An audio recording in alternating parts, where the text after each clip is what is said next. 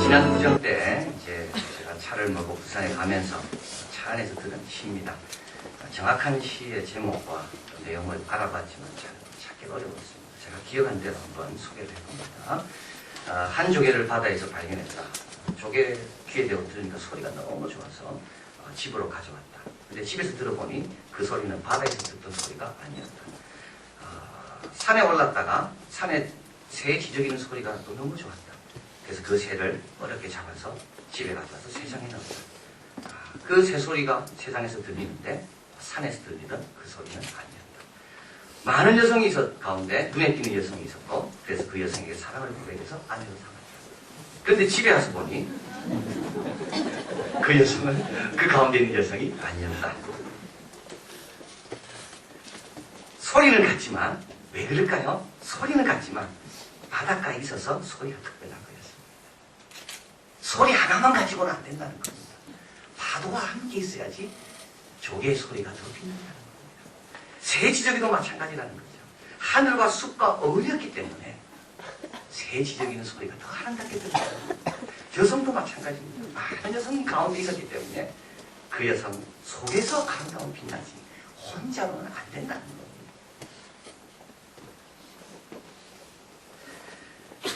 오늘 본문은 베드로전서의 마지막 부분입니다. 처음 시작할 때 서신을 받는 자들에 대해 소개해 시작했습니다. 본도, 갈라디아, 갑바도기아, 아시아, 비두니아에 흩어진 나그네에게 이 서신을 보냈다.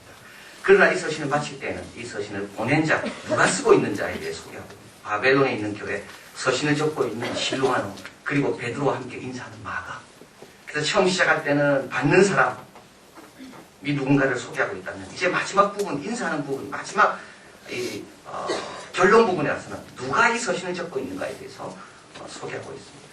근데 이걸 소개를 통해서 우리가 알 수 있는 것은 이 귀중한 메시지, 고난 중에도 기뻐하고 고난 중에도 거룩하고 고난 중에도 선을 행하고 고난 중에도 과정을 잊지 말고 고난 중에도 고난을 이상하게 생각하지 말고 이 모든 메시지는 사실은 개인의 메시지가 아니라 공동체를 통해서 주어진 메시지라는 겁니다. 로마 교회 성도들이 있었기 때문에 베드로는 하나님의 이 메시지를 갖게 됐고 실로아노처럼 정확하게 잘 표현해 줄 수 있는 사람이 있었기 때문에 어떻게 보면 오늘의 이 아름다운 베드로 전서가 있게 됐다는 겁니다. 자, 오늘 고난 중에서도 우리가 해야 될 마지막 일, 그것은 바로 고난 중에서도 교회를 떠나지 않는 겁니다. 여러분, 고난이 있다고 어렵다고 교회에 빠지면 안 된다는 겁니다. 모이는 것이 힘들다는 겁니다. 아니 지금 나는 내 혼자도 힘든데 꼭 교회 가야 되는가? 여러분, 그럴수록 교회에 와야 된다는 겁니다. 왜 그럴까요? 교회는 누가 있습니까? 교회는 베드로가 있습니다. 이게 참 중요합니다. 교회 오면 뭐가 있습니까? 말씀이 있습니다. 교회는 말씀의 집입니다. 교회는 진리의 기둥과 터가 됐습니다. 교회는 살아계신 하나님이 이 교회가 진리의 기둥과 터가 되기 위해서 계속 운행하시고 역사하시도록 택하신 곳이 교회입니다. 그래서 교회는 항상 말씀을 전하는 자들이 있습니다. 그래서 교회 오면 말씀을 들을 수 있는 기회가 항상 있습니다. 새벽에 와도 되고 수요일에 와도 되고 주일에 와도 되고 말씀을 들으려면 교회로 와야 됩니다. 사도 요한은 반모섬에서 마찬가지입니다. 핍박을 받고 있는 교회 성도들에게 아시아 7교회 편지를 썼습니다. 그러면서 이렇게 이야기합니다. 이 예언의 말씀을 듣는 자와 읽는 자와 그 가운데 기록한 대로 행하는 자가 복이 있다. 여러분, 말씀을 들으려면 이때 어떻게 해야 됩니까? 라디오를 틀까요? 아닙니다. 이 당시에는 말씀을 들으려면 교회로 갑니다. 말씀을 읽으려면요, 성경책이 집에 없었습니다. 어떻게 해야 되나요? 교회로 가야 됩니다. 그런데 핍박이 있기 때문에 교회 오는 게 위험해요. 근데도 교회는, 성도는, 우리 주님은 아무리 위험해도 모이기를 힘쓰라고 말씀했습니다. 그래야지 핍박 가운데 어떻게 행할 것을 확실히 알 수 있기 때문에, 그래야지 진리가 뭔지를 확실히 알 수가 있기 때문에, 그래야지 밤 가운데 어떻게 행해야 될지 내 길의 빛이요 내 발의 등인 그 빛과 등을 받을 수가 있기 때문에 교회에 와야 됩니까? 교회 오면 말씀이 있습니다. 어두운 가운데 어떻게 행할지 빛이 교회 오면 받을 수가 있습니다. 두 번째로 또 교회에 와야 되는 이유는요, 교회를 떠나지 말아야 하는 신앙의 좋은 본이 있기 때문입니다. 오늘 본문에 보면 실로아노가 나옵니다. 그는 서신을 받아 적은 자입니다. 이 서신은 너무 뛰어납니다. 베드로전서가요. 헬라 문장이에요. 그래서 이 갈릴리 어부인 베드로가 이걸 적지 않았다고 사람들이 이야기합니다. 그러나 오늘 본문에 확실히 그 이유를 알 수 있습니다. 그 이유는 뭡니까? 내가 신실한 형제라 하는 신뢰함으로 말미암아 너에게 간단히 썼었구나고. 이 말은 뭘까요? 베드로가 이야기하면요, 그걸 신뢰함으로가 적는 겁니다. 또는 베드로가 적었습니다. 그걸 신뢰함으로가 고쳐주는 겁니다. 더 적절한 문장으로, 더 구체적이고 확실하고 분명한 문장으로. 그래서 오늘 베드로 전서가 우리에게 온 겁니다. 오늘 본문에서 사도 베드로는 이 실로아노를 신실한 자라고 말합니다. 신실한 자. 근데 사실은 이 신실한 자는 로마 교회, 지금 베드로가 목회하고 있는 로마 교회 열매가 아닙니다. 이 신실한 자가 만들어진 거는요, 그 전입니다. 사도 바울과 2차 전도 여행을 떠날 때 마가는 두렵다고 중간에 떠나간 것, 마가를 지키고 실로아노를 택했습니다. 실로아노와 함께 가다가 빌립보에서 감옥에 갇힙니다. 거기에서 빌립보 감옥에서 함께 찬양하고 기도했던 자가 이 실로아노입니다. 그리고 데살로니가를 편지 쓸 때 사도 바울이 이렇게 말합니다. 나 바울은 실로아노와 디모데와 함께, 그래서 바울과 함께 신실하게 동력했던 사람이 바로 이 실로아노. 우리 교회도 이런 사람 많습니다. 다른 데서 훈련받고 다른 데서 연단받고 너무 신앙생활 잘하다가 우리 교회로 온 겁니다. 그래서 와보니까 우리 교회에 와서 너무 신실한 모습을 보여줍니다. 교회 오면 이런 분을 만날 수가 있습니다. 여러분 가만히 한번 생각해 보십시오. 내가 어떻게 이렇게 신앙생활 열심히 하는가? 틀림없이 누구를 본 거가 있을 겁니다. 여러분 부모님을 보든지, 여러분이 과거에 시골에서 신앙생활할 때 그 교회를 위해 한결같이 기도하던 그 종을 보았든지, 누군가를 교회에서 본 게 있기 때문에 여러분이 지금 신실하게 사는 겁니다. 여러분 교회는요, 직장과 다릅니다. 제가 가만히 생각해 보면 교회는 사회단체와 다릅니다. 교회에서 모이는 것과 교회는 다릅니다. 왜냐하면 교회는 신실하지 않으면 인정받지 못하는 것이 교회이기 때문에 그렇습니다. 교회는요, 신실하면은 두 가지 관문이 있습니다. 두 가지 관문을 통과하지 않으면 신실함의 그 점수를 못 받습니다. 첫째는 뭘까요? 시간입니다. 여러분, 신실한 사람은 시간이 지나도 변하지 않습니다. 실로아노가 그랬습니다. 사도 바울과 동행할 때나 로마에 와 있을 때나 사도 바울은 실로아노는 신실했습니다. 믿음직했다는 겁니다. 사도 베드로가 아무거나 이야기해도 그것을 정직하게 정확하게 받아 적는 신실함이 실로아노에 있은 겁니다. 그리고 교회는요, 평생 가는 곳입니다. 한 번 충성했다고 인정받지 못합니다. 그리고 한 번 번쩍했다고 알아주지 않습니다. 그래도 돼도 안 됩니다. 그래 해서도 안 됩니다. 교회는 평생. 그래서 교회 생활이 어렵습니다. 또 교회가 신실함을 시험하는 장소인 것은, 교회는요, 혼자만 가지고는 안 됩니다. 그게 어렵습니다. 직장은요, 내 혼자만 됩니다. 가정에 대해서는 묻지 않죠. 그러나 교회는요, 내가 어떤 아빠인가, 내가 어떤 엄마인가, 어떤 아닌가, 숨길 수가 없는 곳이 교회입니다. 자, 그래서 교회에서 신실한 분은 어디 가서 신실하고, 그리고 정말 신실해지기를 원하면 교회에서 신실함을 인정받도록 노력합니다. 교회 오면 이런 분이 있습니다. 우리 교회도 이런 분이 많이 있습니다. 그래서 도전받는 겁니다. 직장에서 보던 사람들 다른 종이네. 세상에서 취미생활하면서 만난 사람과 다른 종이네. 온 가족과 오랜 시간 동안도 변치 않는 믿음을 가진 사람, 실로아노와 같은 사람. 그래서 교회 와서 우리는 도전받는 겁니다.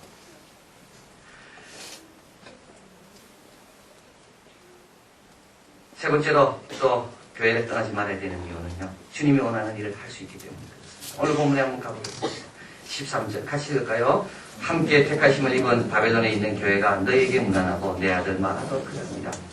여기 보면 함께 택하심을 받은 바벨론에 있는 교회, 로마 교회를 가리킵니다. 자, 여러분 이걸 우리가 참 요번에 꼭 기억해야 되는데요. 이건 뭐냐면 교회 오면 말씀을 늘 들을 수가 있고, 교회 오면 실로아노와 같은 신실한 사람을 만날 수가 있고, 또 교회 오면 교회를 통하여 여러 가지 일을 할 수 있다. 자, 이거는 무슨 말인가? 오늘 본문에 그렇게 나왔죠. 함께 택하심을 받은 바벨론에 있는 교회가 너에게 문안한다. 개인이 문안하지만 교회가 문안합니다. 개인이 교회를 도울 수도 있지만 교회가 교회를 더 잘 도전하고 더 잘 돕습니다. 바벨론에 있는 교회는 로마 교회입니다.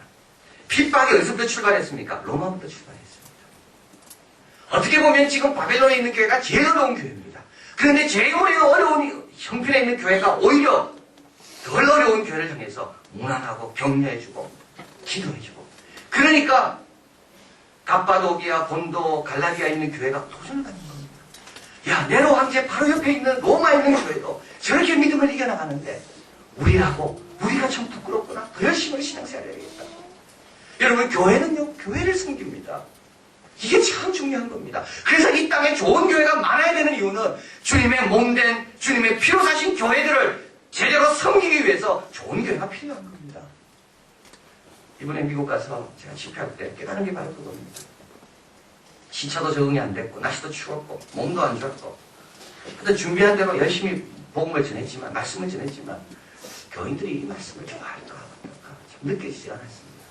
그래서 최선을 다하고, 그냥 왔는데, 미국에서 전화가 오기를, 은혜 받았다. 한번 도전 받고, 그래가지고, 그 교회 장로님, 집사님들이 다 결단하고, 그래서 새 교회를 가서 말씀을 전하고 왔는데, 내년에 또 와서, 이제는 목회자 세미나도 해주고, 이제는 좀 더 집회를 한 2주 동안 머물면서 해주면 좋겠다.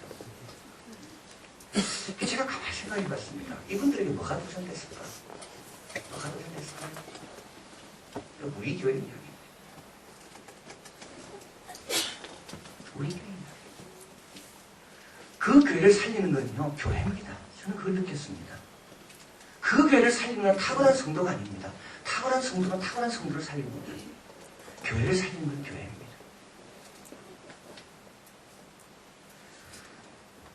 매일 새벽마다 의자를 편다. 이거요, 엄청난 도전입니다.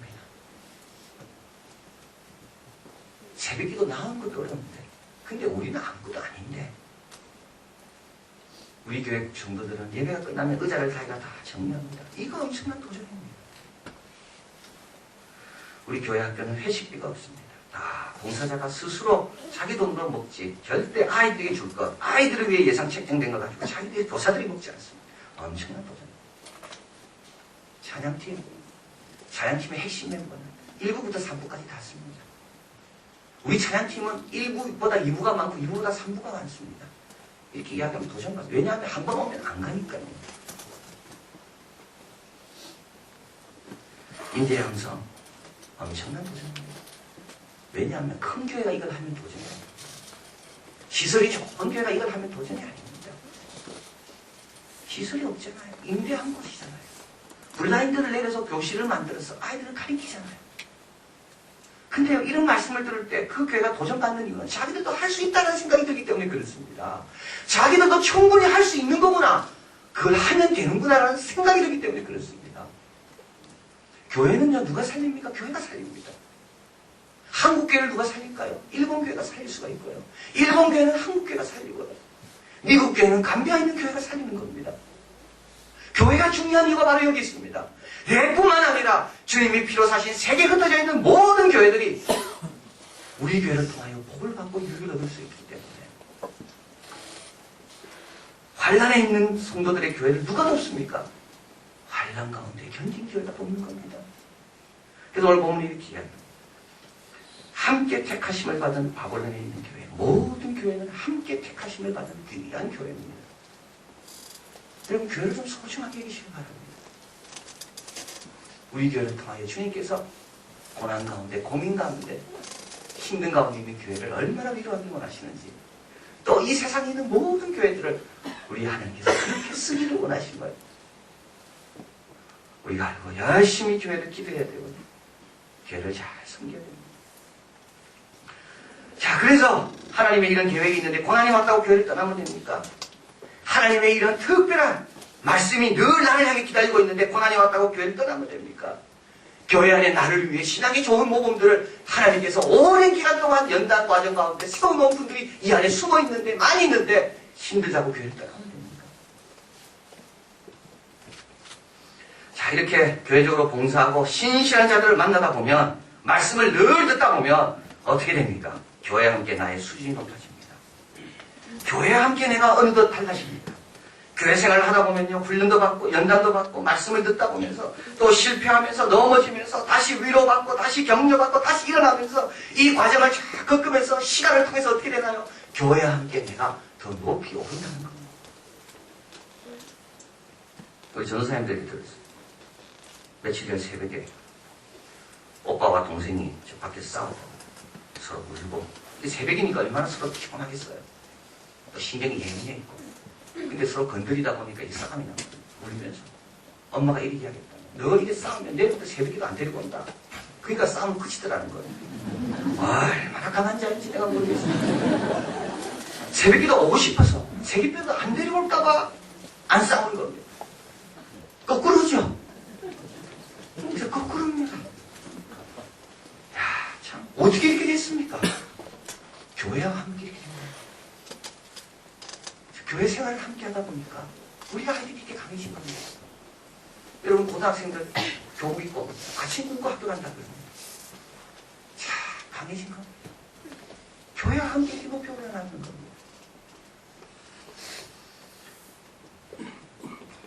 오늘 본문에 보면 마가가 나옵니다. 마가도 너희와 함께 있다. 이 마가는 누군가요? 여러분 마가가 실바노하고는 참 대조되는 사람입니다. 마가는 원래 좋은 믿음의 가정이 됐습니다.